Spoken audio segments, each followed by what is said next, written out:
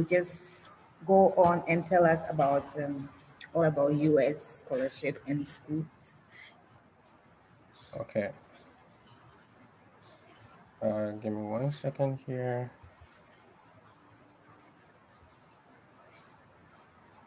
Okay, so whilst he's trying to fix, Derek is from Duke University, and he said that it's the eighth rank in the world best universities. Yeah, so he's ready.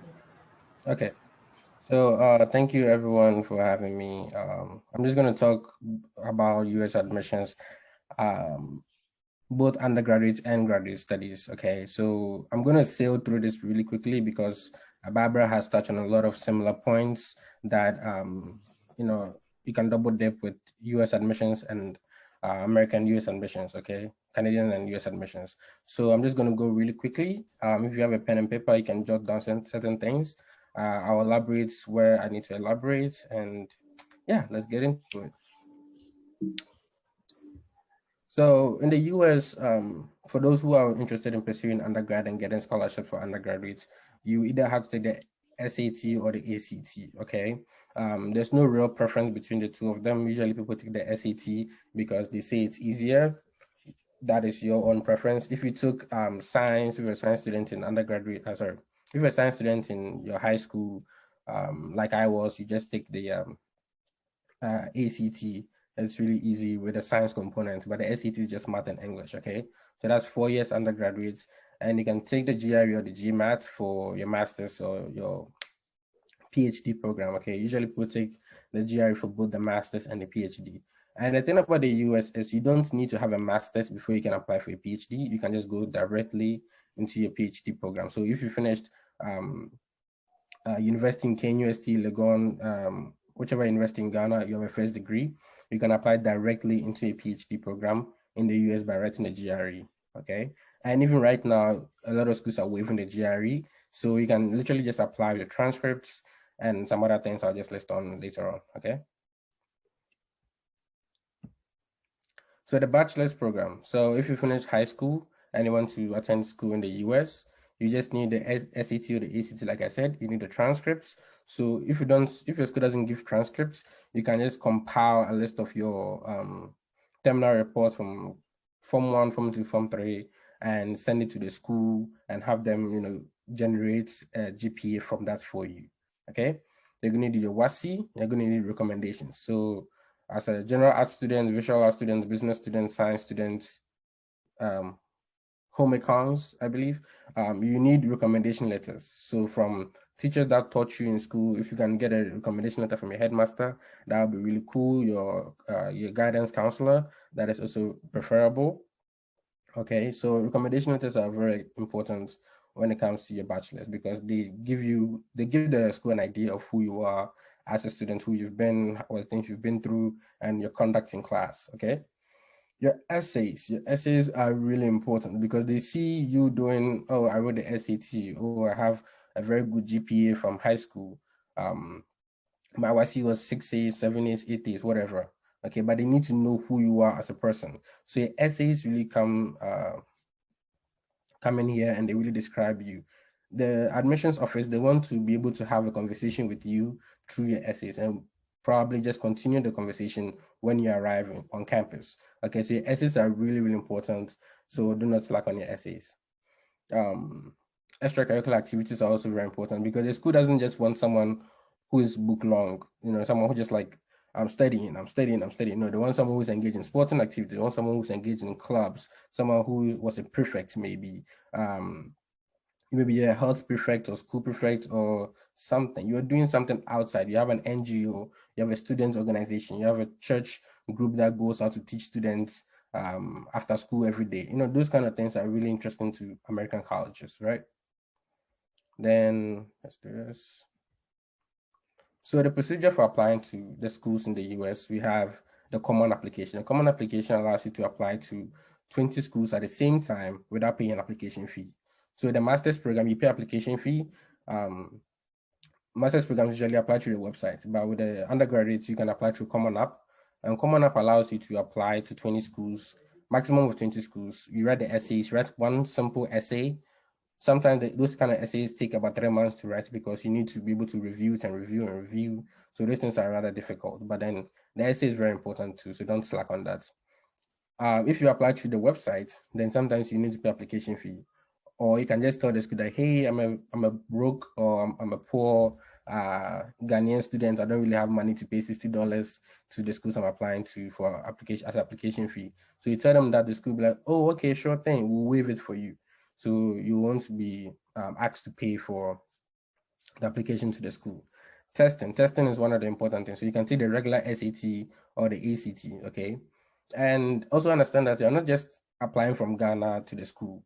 A lot of different people in China, India, Ukraine, Russia, they're all applying to the same schools in the US. So sometimes you need to be more competitive. So you take the subject test in elective math. If you're a science student, you can take elective math, chemistry, biophysics.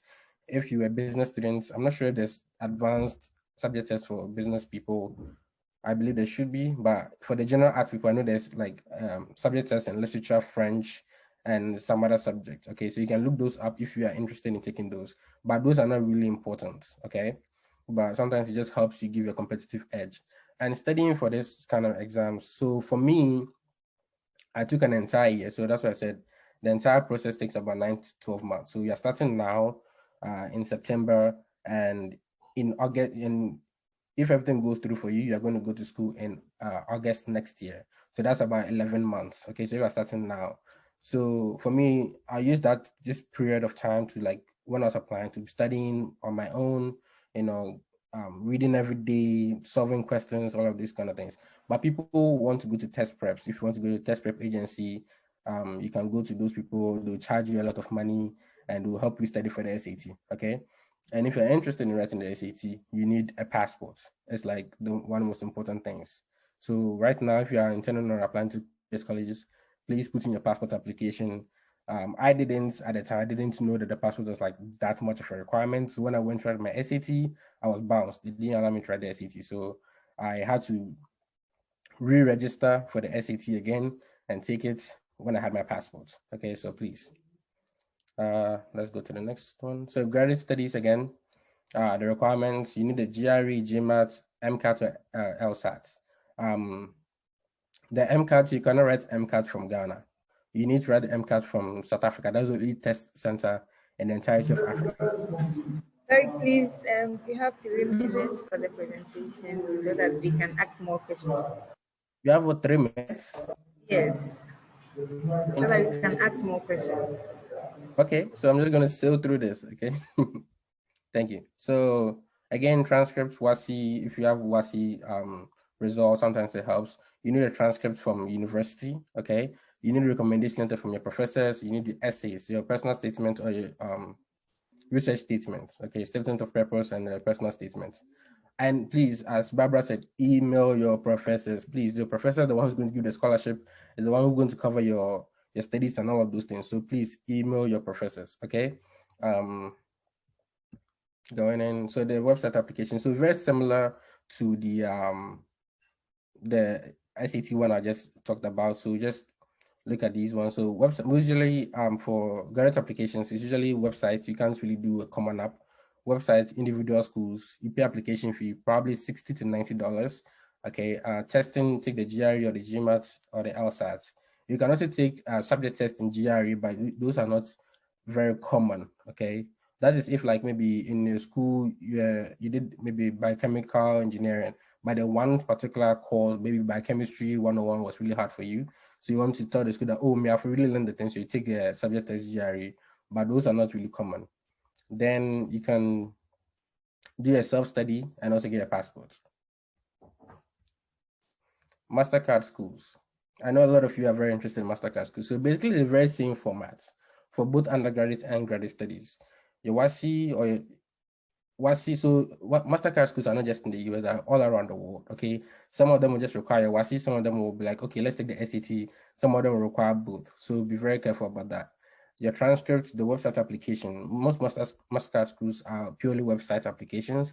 They don't really require you to pay application fees since you are doing a Mastercard application, but I also have to look at that. There's an interview process, sometimes 2 or 3 interviews. So you have to also be prepared to, go through interviews. You have to go on websites and ask here, how do you take interviews for scholarships? And you get a lot of feedback from websites. Extracurricular activity. Mastercard schools are very big on extracurricular activity. They want people who have leadership potential, who have been engaged in leadership roles in Ghana, who have been doing volunteer work, who want to give back to the community in some way or form. Sometimes usually they want people who are already engaged in giving back to the communities. So the exact same thing applies to the master's programs. Mastercard doesn't really do PhD sponsorships, so just usually masters. Yeah. So your university transcripts, your website application, the essays, again, very important, interviews, extracurricular activities, leadership, and the give back ethos. Okay. So these are a list of Mastercard schools for the undergraduate studies that you can apply, and these are for the master's schools. You can take a picture of this. This presentation is being sent to the organizers of this project, so you can have them send it to you after. Then, so Barbara was talking about emailing professors, and yes, it's very, very important. So when I got into Duke, one of the first things I did was to email professors who are doing research that I was interested in. Okay, so you just very casual, very normal email, and yeah, nothing giddy giddy. So hi, I hope you're keeping well during a stressful time. My name is Derek. I introduced myself as someone who is coming to the school. Okay. I came across a research on eating disorders, and which very much aligns with my specific interest in the subject about hormones and stuff like that. So I'm a neuroscience major, so this is my research interest, okay? And I was hoping if I can work in her lab over the phone or just like talk to her about the position or her research, and I attached my resume here in the email. Very simple email. She responded, and now I'm working in her lab. I have a scholarship through her lab also. And the second one is how to email the school. So email the school. So this is you're emailing the graduate studies department or admissions department, talking about your interest in the school. Okay. So first of all, I'd like to extend my profound gratitude and all the tips. So usually when you go on the website, they have a lot of things that will help you with your application. I'm back again. Sorry, it's getting exciting, but please can you wrap up so we can ask more questions? Okay. So yeah. It's just a really simple email. You can ask for application waivers as a master's student or a PhD student, so you don't have to pay. You can ask them questions about the application itself, and they'll respond to you because you are prospective students coming in, and they really like to engage with students. Okay, and I think so. This is the response I got from them. They gave me the code for the application waiver, so I didn't need to pay the $75 application fee. And they answered my questions about the application, the essays. And I think, yeah, so how to find scholarships, this would have been the most important one. But yeah, I'll just come back to this if it's needed. So how to find scholarships, internal scholarships and external scholarships. And some free resources that you can use, Coursera, MOOC, Code Academy, Khan Academy, and the rest. Can you use 1 minute to walk us through the internal scholarship and external before we start with the question? Okay, so the internal scholarships, like I said, there are scholarships hidden in every school. So even if the school tells you that, oh, we don't have money to sponsor your master's education, go into the school's website, okay? Type in your program in the search bar, type in scholarship or grant next to it. Follow every link that pops up. There's definitely someone who has some money somewhere, a professor who has gotten a fund to do something in the school relating to your major in some capacity. Okay, email everybody, ask everybody, email everybody, follow up with the people that you email. If they respond to, even if they tell you that, oh, there's no funding right now, email, tell them, okay, can you forward me to someone who might have funding or an organization that you believe can help me pursue this program? Just email everybody, follow up, and talk to the students who are in the program. So if I plan to master's in like civil engineering, mechanical engineering, something, email the students who are already there, find them on LinkedIn, and just text them, message them, and like, hey, how did you fund this program? How are you funding this program? What organizations would you recommend that I apply to help me fund this program? They will definitely help. There are students like you to understand the struggle. Okay. So talk to your professors also. Talk to the professors, email the professors, just like I did, and you can get scholarships through that.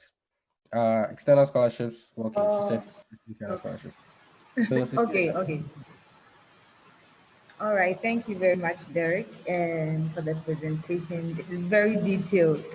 Um, so someone asks, please you can drop your question in the chat box so that we can ask for you either privately or so. Someone is asking that can the act be converted into SAT or vice versa?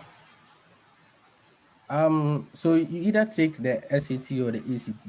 I have friends who took the SAT and they're like, I'm queer. So they took the ACT rather again. So usually it doesn't really matter which one you take, they're both equally acceptable by the universities. Oh, okay, thank you. Another question, are you allowed to have a work permit when you're having your Um, master's? After no. your So master's, sorry, work yeah, so permit. okay. So excuse me, after a master's, you are allowed to work in the, so if you are a STEM major, so someone who is like engineering, mathematics, neuroscience, biology, them people, right? You get 3 years OPT, which is practical training, optional practical training, right? So 3 years of you working in the US and no one will harass you anything. You can work for companies that are allowed, Wow. yeah. But if you are someone who did business, you only have 1 year and you have to renew it for every year. Okay. So you're allowed to work after your master's, but you're not allowed to work during your master's. You can, if you want to work during your master's, you can work in the university in some capacity, maybe through a department, but you cannot work off campus. Oh, okay. Okay. So someone asked that question. So you've answered it. Oh, so you get 3 years stay to work there. Yeah. Donald Trump's country. Wow, that's nice. But so here's the thing about that one too. You have to renew every year. Okay. You have to, okay. All right. Yeah. There's a system for you Okay, to renew. so there's another question. Can you switch or transfer to a different school after gaining admission? Um Yes, you should be able to. So if you get into a program and you find out that the program isn't working for you, you're not clicking with the program as you thought you would, you can definitely ask for a transfer. And so far as the other school admits you, you should be fine. So, okay, so this is for me. So if you get a transfer, doesn't mean that they transfer your scholarship as well. Oh no, no. Okay. So if you're on a full scholarship with your initial school and you're asking for a transfer, that scholarship stays with the original school. The new school will have to also give you their own scholarship. Unless you All are right. organizational scholarship, like maybe Mastercard is sponsoring you. Even then, Mastercard wouldn't transfer unless they have a partnership with the new school you're going to. Oh, okay. Right. Thank you.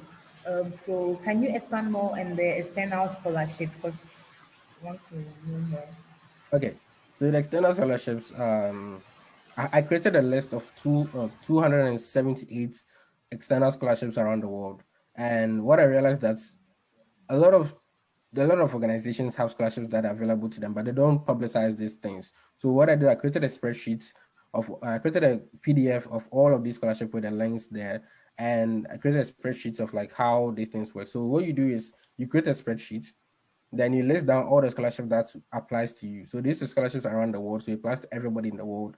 But you're looking for scholarships that apply to you in your graduate program. Okay, so you go in there, you look for maybe 3 or 4 that apply to you. You list out the deadlines and you talk to the people that are in charge of the scholarship. Okay, use the internet to find the people that are in charge of scholarships, email them. They're usually very open to talking to prospective candidates who are interested in the scholarship. So they'll tell you that, oh, the deadline has Okay. passed, or we have money next year or something. So just look at that and All jot down the right. email and email them again. All right. It's getting exciting, but the time. Okay, so I have another question. So someone is asking how difficult is it to get into a state or private university? Which one is more difficult to get in? With the private universities, usually they have more money than the state universities, depending on the kind of departments you're going into, right? So the state schools, they usually receive a lot of funding for various types of research. So my school is like one of the largest. So Michigan State is one of the largest universities for research. We spend about $500 million on research every year. So usually professors have the money to cater for you when you apply to schools like Michigan State University. But like a school like Duke That's the University, state, right? yeah, that's a state school. So but Duke University is like a private Okay. school. We also engage in like billion-dollar scholarship, billion-dollar researches, but then it's also very difficult to get in. That's why they take a very limited number All of right. students, while Michigan State is taking a large number of students because they have the funding to support all of these people. Okay. Okay. So the SAT that you said you mentioned for the undergraduate, does it have an age limit to get into it?